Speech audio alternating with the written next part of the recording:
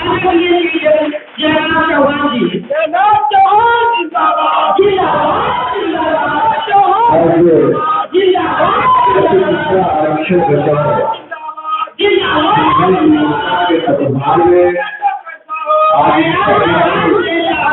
पवित्र धरती पर रविंद्र भगवान के प्रांगण में आज हम लोग ने जननायक आज हम लोग बिहार प्रदेश के अति पिछड़ा समाज की ओर से यह जयंती आयोजित की गई है।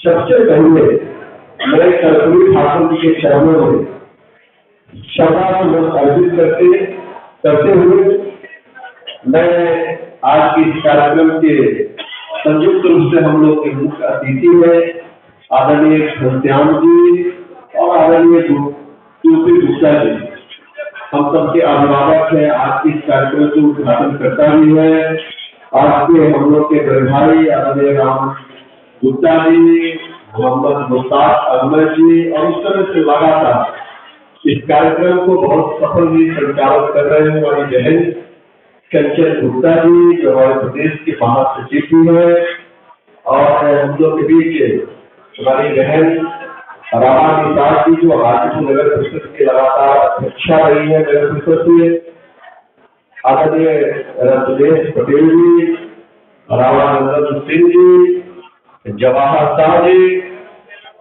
किरण गुप्ता जी, शरण महतो जी, लाल बिहारी महतो जी, रवि चौरसिया जी, नव किशोर निषाद जी, मानस चंद जी सेतु राष्ट्रीय संयोजक एक बंसी सभा के थे, उनको भी भाषण करना था। अभिभूषण जी, सुजीत चौहान जी, पप्पू गौरव प्रमुख जी, आनंद कुमार राय मुखिया जी, त्रिवेंद्र साहू जी, वीरेंद्र शाह जी, सौरभ चौहान जी, भूपेंद्र मलाकार जी, प्रोफेसर अखिलेश जी, शरद महतो जी, नागेश्वर जी, प्रभुसिंह पीतू जी, वीरू जी, राजेश शर्मा जी, ललन चंद्रवंशी जी, और मंच पर उपस्थित आदरणीय बहन रेखा देवी जी, उपस्थित सभी पिछड़ा के भाइयों और बहनों, अनिल राज जी, आप सभी जानते हैं कि आज जो कर्पूरी जी की जयंती हम लोग इस सभागार में मना रहे हैं, आखिर क्यों आवश्यकता पड़ी? क्योंकि हम एक बड़ी पार्टी के प्रदेश के अध्यक्ष थे, ओबीसी मोर्चा के प्रदेश अध्यक्ष होने के बावजूद भी अलग से जो मोर्चा का गठन करना पड़ा, क्या कारण है?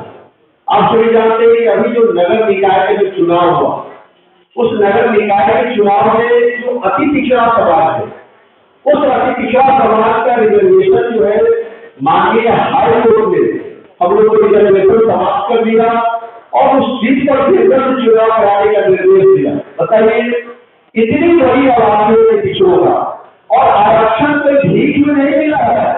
आरक्षण हमारा संवैधानिक अधिकार है, हम उस अधिकार के तहत हमको रिजर्वेशन मिला है। ऐसा नहीं है किसी भीख में कोई पार्टी सरकार कोई निवेदन देती है, ये संविधान में है कि जो पिछले रूप से आर्थिक समाज को शैक्षिक रूप से कोई भी समाज हो उसको आगे बढ़ाने के लिए रिजर्वेशन दिया जाता है ताकि वह समाज आगे बढ़े। उसके लिए आज हम लोग रिजर्वेशन मिला और उसको समाप्त किया जा रहा है। जब इसके लिए पार्टी में जो प्रस्ताव रखा गया कि भाई इसके लिए अति पिछड़ा समाज के लिए पार्टी को भी मताधिकार के लिए लड़ना चाहिए, चूंकि वह वोट आपको करते भी है, और उसके कारण आपकी सरकार भी राज्य में भी बना और केंद्र में भी आपकी सरकार भी है, और 40% जिस समाज की आबादी है और उसका रिजर्वेशन समाप्त हो रहा है, और आप हम सब लोग चुप रहेंगे। चूंकि पार्टी चुप रहेंगे, लेकिन चूंकि अति पिछड़ा समाज ओबीसी के प्रदेश अध्यक्ष होने के नाते हमारी जिम्मेदारी होती है कि जब तक हम है तब तक सरकार हो इसका रिजर्वेशन समाप्त नहीं हो सकता है, नहीं हो सकता है, नहीं हो सकता है। तो हम लोग हाथ में एक सरकारी जो अति पिछड़ा समाज के हमारे लोग हैं उसके साथ बैठक करके हम लोगों ने देखा कि अगर विरोध नहीं करते हैं तो इसी प्रकार से लागू हो जाएगा, आप वंचित हो जाएंगे। बताइए, दुर्गा पूजा का समय है, सारे लोग दुर्गा पूजा अपने महारानी की पूजा अर्चना में लगा हुआ है, सारा कोर्ट कचहरी बंद है, और उसी कर देना कितना बड़ा षड्यंत्र है। आप इसको समझिए कैसे आपको हक अधिकार को समाप्त किया जा रहा है। इसके लखनऊ में हाजीपुर में एक बड़ा महासभा का आंदोलन किए, जिसे 12,000 की संख्या में लोग जुटा और उस धरना उस महाधरना का प्रभाव इस राज्य में, जिसके कारण सरकार ने देखा कि भाई तो क्रांति हो जाएगी, एक तो लोग वातावरण बन जाएगा, तीसरा समाज को आंदोलन सुधार हो जाएगा, सब लोग रोड पर आ जाएगा, रोड बिजली पानी सब पारित कर देगा। इसलिए सरकार ने कभी होकर उसने हाई कोर्ट में पुनर्विचार याचिका दायर की और 5 तक पुनर्विचार याचिका आपत्ति की और उसी दिन आयोग का गठन कर दिया ताकि हम लोग जो आंदोलन है उसको रोकने का, क्योंकि हम लोग रिजर्वेशन मिल गया बधाई हो, लेकिन हम लोगों ने देखा कि भाई रिजर्वेशन इसी तरह समाप्त कर दिया जाएगा। इसलिए कोई तो प्लेटफॉर्म हो जाएगी। जब हम लोग प्लेटफॉर्म बनाए तब जाके जब इसका अध्ययन किए तब जाके पता चला कि भाई हम लोग पार्टी में प्रदेश के टाइप में है और इसके अंदर अभी पिछड़ा एसटी एसटी ओबीसी का रिजर्वेशन तो समाप्त हो रहा है। भाई कोई प्राइवेट जो प्राइवेट कर रहे जो निजीकरण आखिर है क्या?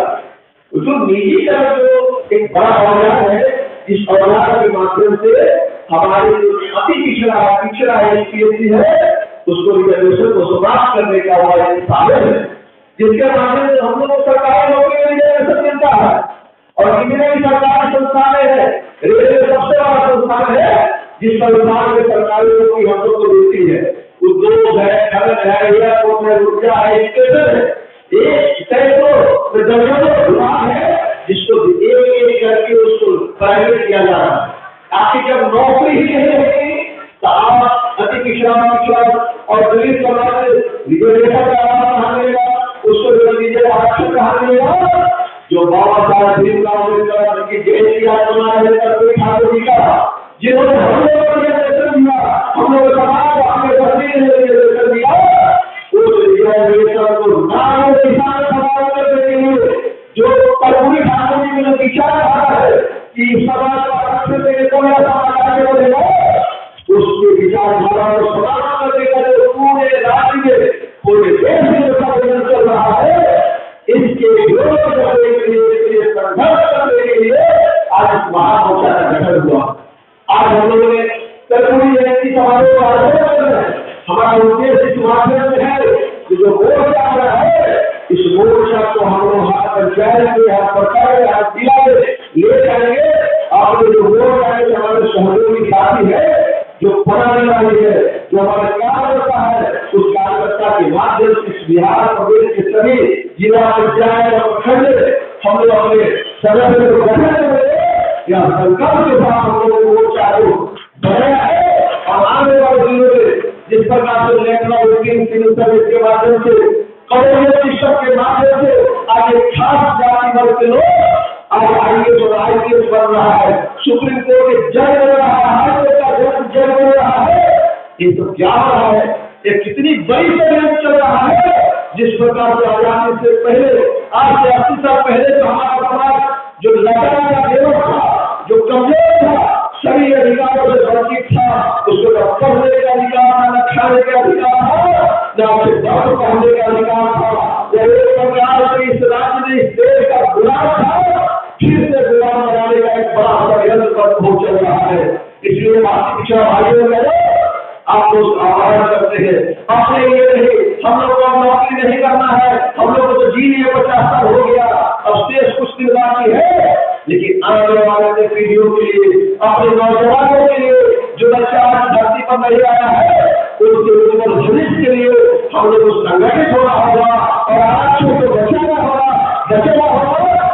चला गया उसको आपको लेना होगा, जो शेष बचा हुआ है उस रिजर्वेशन को समाप्त नहीं होने देना है। नहीं तो फिर से जो षड्यंत्र चल रहा है, यह समाज को कैसे गुलाम बना दे कि भारतीय पिछड़ा नहीं, दलित को भी गुलाम बनाने का षड्यंत्र हो रहा है, पिछड़ों का भी षड्यंत्र हो रहा है, आदिवासी समाज के लोगों का षड्यंत्र हो रहा है। इसकी आबादी इस देश में 85% है और 85% लोगों को पता भी है, आगे उसको खोज किया जा रहा है और आज जब तक समाज समझ पाएगा तब तक आपका रिजर्वेशन समाप्त हो जाएगा। इसलिए हम लोगों ने इसको समझा है तब जाकर हम लोगों ने संघर्ष करने के लिए मोर्चा का गठन किया है। अब लगता है कि आप अपने बच्चों के भविष्य की लोग लड़ रहे हैं, आने वाले पीढ़ियों के लिए लड़ रहे हैं, हमारे छठ नौजवानों के लिए लड़ रहे हैं। तो आह्वान करते हैं कि आप लोग सारे भाइयों को मदद करिए और पूरे बिहार में हमारा संघर्ष के इसको बनाइए, यही आह्वान करते हैं। और करते हुए बात को विराम देते हैं। आगे जो कार्यक्रम होगा उसमें हम लोग आपको पूरा बताएंगे, लेकिन एक बात पूरा कहते हैं कि आपका जो संगठन है, जो चर्चा चल रहा है, पर्चा हम लोगों ने बातें हैं, उसमें सारा विषय लिखा हुआ है। उस विषय को आपने अपने घर परिवार के लोगों को, अपने रिश्तेदारों को, अपने संबंधियों को लिए, अपने पड़ोसियों को भी बीच में बताइए। एक बड़ा संघर्ष चल रहा है, एक बड़ी कमजोर लोगों के लिए, जो कमजोर लोग पुनः बनाना है, यह भाषण का विषय नहीं है। आप सब जगह जयंती मना रहा है, वहाँ आप लोग ठगने के लिए भाषण दिया होगा कि हम यह कर रहे हैं, हम यह कर रहे हैं, विवाह कर रहे हैं। सरकार की बात है, ये सरकार को यह है कि यदि पिछड़ा गरीब समाज के लिए कोई कुछ नहीं कर रहा है, केवल मीठी मीठी अच्छी बड़ी बड़ी बातें की जाती है, लेकिन हमारा समाज आज भी कमजोर और लाचार है। आज देखिए हमारी माँ बहने बैठी हुई है, हम लोग शुद्ध रूप से कमजोर है, मजदूर है कि मजदूर है, या फिर किसी के घर का काम करते हैं, किसी के खेत खलिहान में लोग काम करते हैं, शुद्ध रूप से 12-14 रुपया कमाते हुए बिहार में काम नहीं है। बिहार से 12,000 रुपया कमाने के लिए उसमें से आधा पैसा तो उसको अगले का खर्चा करना पड़ता है, आधा पैसा 7 से 8 हजार रुपया भेजता है। क्या हो सकता है घर में उससे परवरिश हो सकता है, बच्चों की पढ़ाई हो सकती है, भोजन पानी दवा बिहार सुखरा हो सकता है उससे। हमारी माँ बहन जितने आ बैठी हुई है, सब माँ बहन जो है अपने जो महिला हेल्थ ग्रुप है उस ग्रुप से सबने लॉ लिया और लॉ लेगा, हर सप्ताह उसको बढ़ता है। एक आदमी 3 कमेटी 4 कमेटी उठाई हुई है और हर महीना पैसा दे यही हाथ देखे नहीं। पूरे देश के विशाल समाज का, दलित समाज का हाल है। यह क्या है, यह क्या दर्शाता है कि हमारा समाज इतना बड़ा है कि आज हम कमेटी उठा के बिहार का सुख खराब करते हैं और फिर अपनी मेहनत की कमाई का सूद का पैसा उसको धरते रहते हैं। इसलिए इसे मिजाज बना है, जो भी सरकार आई है, जो सरकार है वह ऐसी कोई नीति नहीं बनाती है, ऐसा उसका कोई सिद्धांत नहीं है कि समाज आगे बढ़े। उसका नीति और सिद्धांत यह है कि समाज उतना ही देगा कि आप न जी सकते हैं, न आप मर सकते हैं, उतना ही देता है, आपको आगे बढ़ाने की कोशिश नहीं करती है। इसलिए इस मोर्चा को हम लोग आगे बढ़ाएंगे तो समय पर आप मोर्चा अपना नीति और सिद्धांत बनाएगा। आपके बच्चों के भविष्य के लिए आपका बच्चा आपके पैर रखा हो, अच्छा शिक्षा दे और आगे बढ़े, इसके लिए हम लोग नीति बनाएंगे। यही कहकर अपने बारे को विराम देते हुए पुनः एक बार के चरणों में सदा समर्पित करते हुए अपने बारे को विराम देता हूँ। जय श्री कृष्ण समाज जिंदाबाद जिंदाबाद जिंदाबाद। बहुत धन्यवाद। बहुत बहुत धन्यवाद माननीय प्रदेश अध्यक्ष जी। इस कड़ी को आगे बढ़ाते हुए अंतिम वक्ता के रूप में और जिन लोगों को हम लोग जिसको सुनने के लिए हम लोग पल के बिठाए बैठे हैं, वैसे शख्सियत को मैं आवाज देना चाहूंगी। वैसे शख्सियत है हमारे आदरणीय प्रोफेसर पूर्व सचिव पूर्णिया यूनिवर्सिटी श्री घनश्याम राय जी। एक बार जोरदार तालियों से उनका स्वागत करेंगे। आज हमारे कार्यक्रम के उद्घाटन करता है, एक बार सम्मान में स्वागत करेंगे।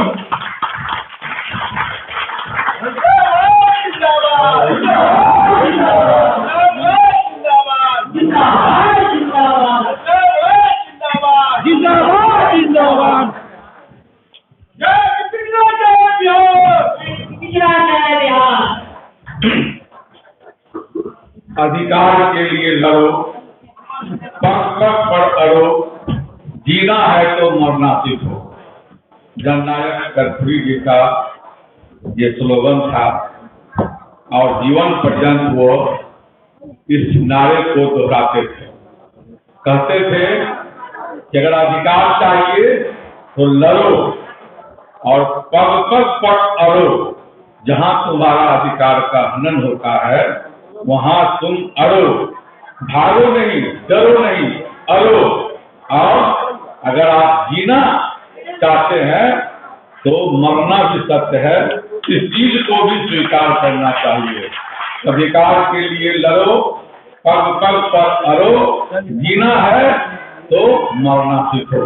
और जननायक जी का जो यह नारा है, यह हम लोगों को ये गांठ बांध देना चाहिए कि आज अति पिछड़ा आरक्षण बचाओ संघर्ष महामोर्चा के तत्वावधान में जो आज का यह कार्यक्रम आयोजित किया जा रहा है, इसके संयोजक भाई जयनाथ चौहान जी हैं और मंच पर जितने नेतागण उपस्थित हैं वह सब अति पिछड़ा समाज के हैं और सभागार में जो बैठे हुए हैं सब अति पिछड़ा समाज के लोग हैं। सबका हम हार्दिक अभिनंदन करते हैं और जननायक जी की 99वीं जयंती पर उन्हें सभा सुमन अर्पित करते हुए हम अभी संचालिका ने कहा कि हम जिनके बातों को सुनने के लिए यहाँ बैठे हुए हैं, ऐसी बहुत सारे वक्ताओं ने सारी बातों को रखा है। हम लोगों को दिमाग में कुछ नई बात रखनी चाहिए। जननायक जी अपने अंतिम समय में सांस्कृतिक आंदोलन की बात करते थे, सांस्कृतिक क्रांति की बात करते थे। सांस्कृतिक क्रांति का क्या अभिप्राय है? सांस्कृतिक क्रांति का यही अभिप्राय है कि हम जो पुरानी विचारों को अपने दिमाग में रखे हुए हैं, अपने जेहन में रखे हुए हैं, उससे मुक्ति, अर्थात जो परंपरा पहले से चली आ रही है और जो हमको आगे बढ़ने में जो हमको बाधा है, उससे हमको ऊपर उठना है। तो वह कहते थे कि सांस्कृतिक परिवर्तन हमारे समाज के लोगों में बहुत जरूरी है, क्योंकि सैकड़ों वर्षों तक अगर सबसे ज्यादा किसी को प्रताड़ित किया गया तो वह हमारा समाज है, जिसे जननायक ने अति पिछड़ा समाज कहा। एमबीसी की थ्योरी का निर्धार करने वाले हमारे जननायक कर्पूरी ठाकुर थे। उससे पहले हम लोग पिछड़ा कहलाते थे। पिछड़ा में भी अति पिछड़ा का जो नारा आया वह इसलिए आया कि पिछड़ा में कुछ जाति जो है वह काफी आर्थिक रूप से, बौद्धिक रूप से, सांस्कृतिक रूप से, शैक्षणिक रूप से काफी वे आगे बढ़े हुए थे, लेकिन उसमें जो कुछ छोटी छोटी जो जातियां थी जिनमें शिक्षा का घोर अभाव था, आर्थिक अभाव था, वैचारिक अभाव था, तो उनको उन्होंने कर्पूरी जी ने एक लकीर खींचा और कहा कि ये जो छोटी छोटी जातियां हैं उनको भी संगठित करना होगा और जब ये संगठित होंगे, जागृत होंगे, तभी हमारा राष्ट्र समृद्ध होगा, हमारा देश समृद्ध होगा। तो आज के इस अवसर पर जननायक कर्पूरी ठाकुर जी को हम याद करते हुए यही कहते हैं कि जननायक कर्पूरी जी एक व्यक्ति नहीं थे, बल्कि वह एक संस्था थे, वह एक विचार थे। और आज इसी का परिणाम है कि आज जितनी भी पार्टियां हैं, जैसे हमारे पूर्व के वक्ताओं ने कहा कि उनको आज शिद्दत से याद कर रहा है, क्योंकि जननायक ने जिन लोगों के लिए आवाज लगाया आज वे लोग जाग रहे हैं। तो वे चाहते हैं, अभी एक पत्रकार ने हमें पूछा कि भाई मतलब प्रधानमंत्री भी पिछड़ा है, अति पिछड़ा है, मुख्यमंत्री भी है और राष्ट्रपति सब लोग हो गए, आपके महामहिम भी अति पिछड़ा है, फिर भी आप लोग अति पिछड़ा की बात करते हैं। सही है कि हमारे लोग बड़े बड़े पदों पर गए हैं, लेकिन आज भी हम हाशिए पर हैं। हमारे समाज के व्यापक लोग जो हैं वह बौद्धिक रूप से, शैक्षणिक रूप से काफी कमजोर है। अगर शिक्षा भी प्राप्त कर गए हैं तो उसमें जागरूकता का अभाव है।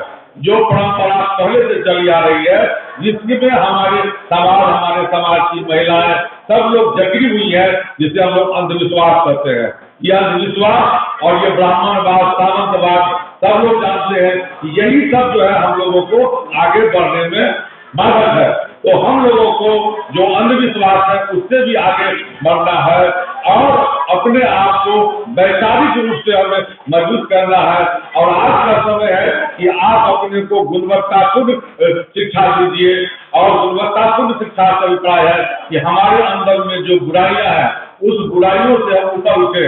अभी हमारे साथी लोग बता रहे थे कि हमारे समाज के लोगों में अभी भी नशा का आदत है, कहीं न कहीं वह नशा से जुड़े हुए हैं। और जब चुनाव का समय आता है तो सबसे ज्यादा वोट खरीदने का अगर किसी पर दाव लगता है तो अति पिछड़ा समाज के लोगों पर लगता है। हर टोला में एक नेता खड़ा करके और मुखिया में हो या जो भी चुनाव हो उसमें उनको आगे ला करके उनके वोट को काटा जाता है। तो अति पिछड़ा संघर्ष मोर्चा जो हमारे जगन्नाथ भाई जी ने बनाया है या और जितने हमारे सम्मानित अति पिछड़ा के नेता यहाँ इकट्ठा हुए हैं, तो उनका अंदर में यही है कि हमारे अति पिछड़े समाज के लोगों में यह जागृति आ जाए कि हमारे वोट को कोई खरीद नहीं सकता है, हमारे वोट को कोई बदला नहीं सकता है। और जब ये चिंतन आ जाएगा हमारे लोगों में, तब फिर हमारी जो आबादी है उस आबादी के हिसाब से हमको प्रतिनिधित्व मिलेगा। और अभी 10%, 90%, 85%, 10% की बात इसलिए होती है कि 10% लोग सामाजिक रूप से, सांस्कृतिक रूप से, बौद्धिक रूप से शुरू से मजबूत रहे हैं और उनको सब तरह का अधिकार प्राप्त रहा है। हम लोगों को सैकड़ों वर्षों तक अधिकारों से वंचित रखा गया, शिक्षा से वंचित रखा गया और समाज के निचले पदार्थ पर धकेल दिया गया। बाबा साहब अम्बेडकर, ज्योतिबा फुले, महात्मा गांधी, पेरियार, हम इनका नाम शिद्दत से लेते हैं। इन लोगों ने संघर्ष करके हमें अधिकार दिलाया। आजाद भारत में संविधान बना, उस संविधान में हमारे समाज के लोगों के लिए अधिकार जोड़ा गया और 74 साल की 75 साल की आजादी के बाद भी आज हम फिर वही संघर्ष कर रहे हैं जो बाबा साहब कर रहे थे। बाबा साहब को जिस तरह से प्रताड़ना मिली और प्रताड़ना के बावजूद भी वो अड़े रहे और अपना ज्ञान को प्राप्त किया, शिक्षा को प्राप्त किया और फिर अपने समाज के लोगों के लिए सड़क पर आकर के संघर्ष किए, संगठन बनाया। और आज हम भी वही फिर खड़े हैं। हमारे समाज के लोगों को संगठन बनाना पड़ रहा है, संघर्ष करना पड़ रहा है, लोगों को संगठित करना पड़ रहा है और उनको हक अधिकार के लिए चेतना पैदा किया जा रहा है। तो कहने का तात्पर्य है कि हम हजारों वर्षों तक मुख्य धारा से अलग रहे, तो इसीलिए हमें बार बार संगठित होने की जरूरत है और हमारे नेता लोग बार बार लोगों को संगठित करने का काम कर रहे हैं ताकि हमारे समाज के लोग भी जन्म से मानसिक रूप से मजबूत हो जाए। जन्म से कहने का मतलब है कि विरासत में उनको बौद्धिकता मिल जाए कि वह काफी दिमागी रूप से मजबूत है। और आप लोग जितने यहाँ इकट्ठे हैं, हम लोग अगर इन चीजों को समझ लेंगे कि हम अपने बच्चों को अच्छी से अच्छी शिक्षा देंगे, गुणवत्तापूर्ण शिक्षा देंगे और हमारे अंदर में जो खामियां हैं उस खामियां को हम दूर करेंगे और अति पिछड़ा के नाम पर हम लोग संगठित रहेंगे। चाहे 107 जातियां हो, 114 जातियां अति पिछड़ा के अंदर में है, आपको जब यह आ जाए कि अति पिछड़ा है उनके प्रति आप एक सम्मान का भाव आना चाहिए, स्वतः ये प्रेरणा होनी चाहिए जो कुछ लोगों में व्याप्त है। तो आज के अवसर पर हम यही आपसे कहना चाह रहे हैं कि जितने लोग उपस्थित हैं सब लोग अपने आप को, अपने समाज के प्रति हम लोग कृतज्ञ हैं। हम चाहते हैं कि हमारे समाज के लोग भी जो इतने पीछे पड़े हुए हैं वह आगे बढ़े और मुख्य धारा में हो और हमारी आबादी के अनुकूल जो है हमें उसका लाभ मिले। जननायक के बारे में बहुत सारी बातें हैं, जिन्होंने अपने 2 बार मुख्यमंत्री रहे, 1 बार उप मुख्यमंत्री रहे और जब जब वह आए तब तक अपने समाज के लिए या पूरे राज्य के लिए तो उन्होंने किया ही, और खास करके जो दबे पिछले समाज के लोग थे उनको आगे बढ़ाने के लिए भी अनेक से अनेक कार्यक्रम आयोजित करते रहे और वह घोषणा करते रहे। एक रसरसी में दिनकर की एक कविता है कि तेजस्वी सम्मान खोजते नहीं गोत्र बतला के, तेजस्वी सम्मान खोजते नहीं गोत्र बतला के, पाते हैं जग में प्रशस्ति अपना कर्तव्य दिखला के। जननायक जी के बारे में है भारत रत्न मिलना चाहिए। भारत रत्न किसे मिलता है हम लोग सब जानते हैं। जननायक का मतलब हो गया कि जन जन के नायक, उन्हें एक अलंकरण से आप विभूषित नहीं कर सकते हैं।